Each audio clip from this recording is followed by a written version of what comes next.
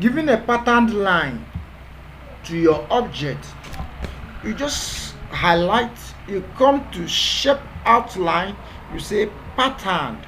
When you come to pattern, you have foreground, you have background. You can now, let's choose, I love this black, let's go with this black. Now the background, let's use this is now okay. Now these are patterns. You could choose one of your choice, your most lovely one, you pick it.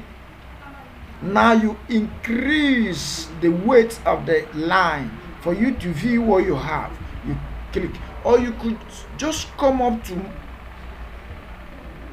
more lines. When you see this dialog box, now you can come to weight, you see, and increase 7. Now you could increase the transparency.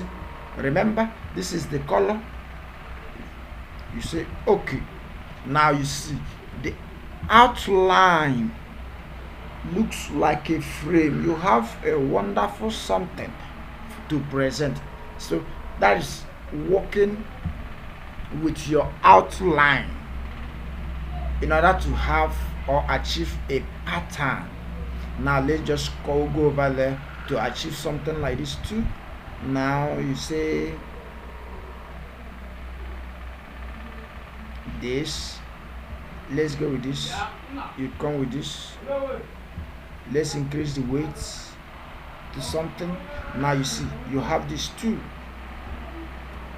Now you see that is how this works.